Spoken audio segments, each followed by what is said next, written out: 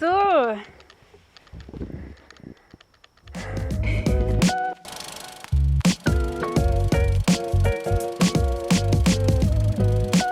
Die Kuh kackt gerade. Oh nein. Beide. Hi. Wir wollten uns nochmal melden, ne? Und ein bisschen erzählen, wie es uns gerade geht, was uns gerade so beschäftigt. Denn uns ist aufgefallen, man teilt immer so voll die positiven Momente auf Instagram, auf YouTube, überall auf Social Media. Und insgesamt, wenn man da unterwegs ist, man denkt so, die anderen Leute haben einfach nur ein cooles Leben. Und besonders bei Paaren kann es, glaube ich, richtig schnell so rüberkommen. Und ich meine, wir hatten gestern mega den coolen Tag. Und es gibt einfach diese schönen Momente. Ich meine, sonst wäre man ja nicht zusammen. Aber gibt auch andere Sachen. Ich glaube auch, wenn wir auf Social Media immer nur diese perfekten Paare sehen, das setzt einen unheimlichen Druck auf andere Paare, dass ihre Beziehung auch so sein muss. Und wenn es mal nicht so ist, dann geben Leute viel schneller auf, weil sie eben denken, aber andere. Deswegen wollten wir einfach euch jetzt ganz brandaktuell ein bisschen mit reinnehmen in einen Punkt, wo wir gerade noch lernen müssen und wir gerade noch echt mit strugglen. Und es ist einfach im Umgang, wenn wir unterschiedliche Meinungen haben. Ja. Also das hatten wir schon bei mehreren Themen und ist auch nichts Neues und wir sind um einiges besser geworden darin, würde ich sagen. Ich konnte am Anfang gar keine Konflikte ab und bin wirklich davon weggelaufen und dem voll aus dem Weg gegangen. Genau, aber es fordert uns beide immer noch sehr heraus, weil es auch so unterschiedliche Diskussions- und Streitkulturen gibt, also wie man Sachen verarbeitet zum Beispiel. Und da müssen wir uns gerade in einem Thema, das jetzt aufgekommen ist, voll auseinandersetzen damit, wie wir damit umgehen wollen. Und wir dachten, wir teilen das einfach. Wir hatten uns eigentlich was ganz anderes überlegt für das Video jetzt, aber ich glaube, es ist cool zu wissen, dass es schlechte Seiten gibt und herausfordernde Sachen, aber dass man daran wachsen kann. Ja. Genau, und was wir mit unterschiedlichen Streitkulturen einfach meinen, ist, ich glaube, jeder geht mit Verletzungen anders um. Und ich zum Beispiel, ich brauche Distanz und ich brauche einfach ein paar Minuten oder Stunden, wo ich mit mir selber Zeit verbringe, wo ich beten kann, wo ich selber überlegen kann. Und Esther braucht eben die Nähe. Sie fühlt sich dann, dass ich sie allein lasse oder sie zweifelt dann. Und es gibt keinen Grund, warum in diesen Momenten man sich irgendwie alles in die Frage stellen soll, sondern es sind genau die Momente, wo man wächst und die man wertschätzen muss. Ja. Weil ich glaube, wir lesen gerade ein Buch und da sagt er, wenn es Paare gibt, die nie Konflikte haben, dann ist was falsch. Und ich glaube, anstatt dann diese weltliche Mentalität zu haben, es muss alles toll sein und wenn nicht, dann geben wir es auf. Ich glaube, wir müssen voll ermutigt sein, genau in den Momenten, wo nicht alles toll ist, genau dann stark zu bleiben. Ja, voll. Und auch so ein bisschen, wir haben als Vorbild Jesu Liebe und Gottes Liebe zu uns Menschen und die ist bedingungslos. Da ist ein Pferd. Hallo. Nein. Wir haben als Vorbild für uns Gottes Liebe und Jesu Liebe zu uns Menschen und die ist bedingungslos.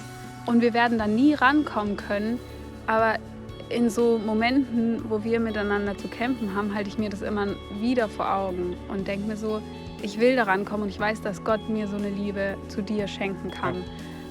Und das ermutigt mich immer wieder zu sagen, hey, unsere Liebe oder unsere Beziehung hängt nicht von irgendwelchen unterschiedlichen Meinungen ab oder von irgendwelchen Diskussionen, von verschiedenen Kulturen, aus denen wir kommen, von verschiedenen Familien, sondern von so viel mehr, weil Gott der ist, der uns miteinander verbindet. Und ich glaube, das ist eine gute Grundlage, um zu sagen, die Beziehung wird gelingen, was aber nicht heißt, dass es nicht die ganzen Kämpfe zwischendrin gibt.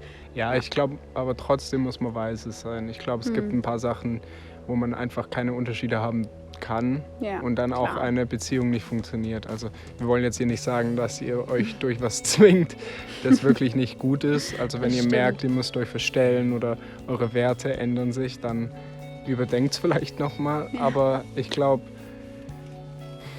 dieses Durchhalten, ich habe mal ein Quote gehört, das ist immer wieder aktuell, aber dieses, hey, Jesus schaut nicht, wie oft du runtergefallen oder hingefallen bist in irgendeinem Punkt, sondern wie oft du wieder aufgestanden bist. Und ich glaube, wir können sagen, in den Male, wo wir Konflikte hatten, wir sind jedes Mal stärker geworden und jedes Mal hatten wir wieder mehr irgendwie Tiefe in der Gemeinschaft. Ja, das stimmt. Und für alle, die vielleicht so Angst oder Probleme mit Konflikten haben, wie ich, das Pferd ist wieder da. Ermutigen, Konflikte zu erleben. Ich glaube, das war für mich der wichtigste Prozess, weil ich habe schon seit Jahren keine schlimmen Streitsituationen mehr gehabt. Ich bin sehr harmoniebedürftig, bin dem immer bewusst aus dem Weg gegangen oder habe schnell gesagt, ja, du hast recht oder sonst was in die Richtung. Und ich habe zum ersten Mal bei Josia gemerkt, das funktioniert so einfach nicht, weil ich werde da unglücklich und er merkt ja auch, dass irgendwas nicht stimmt.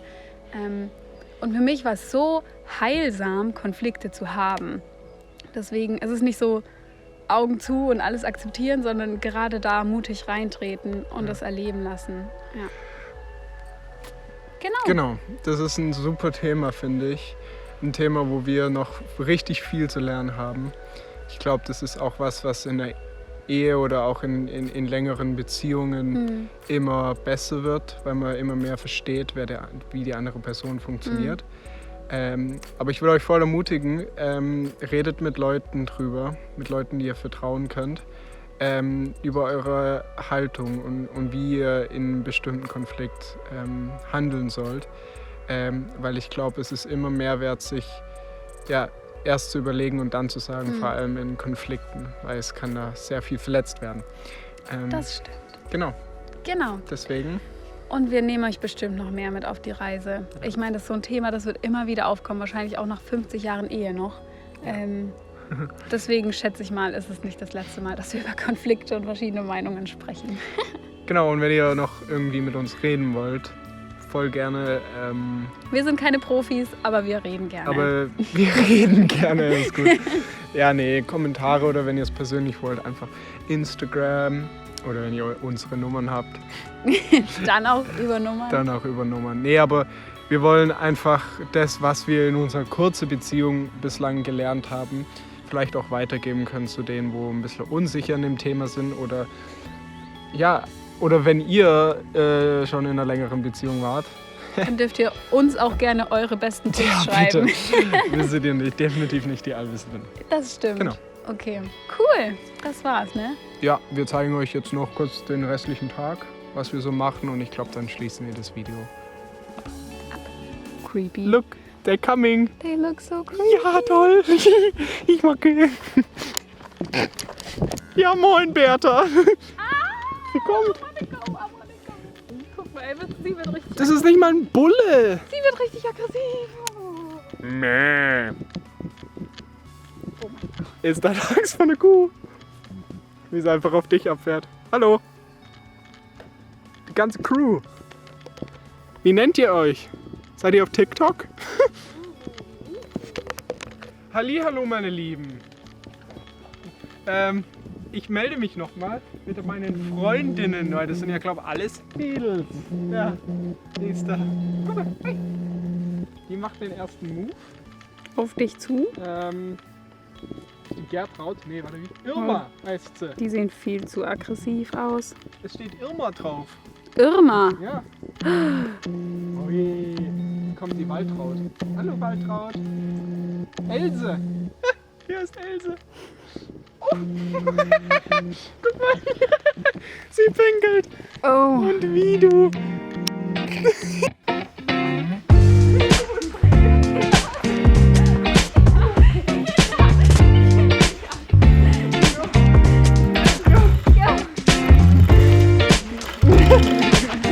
Ja.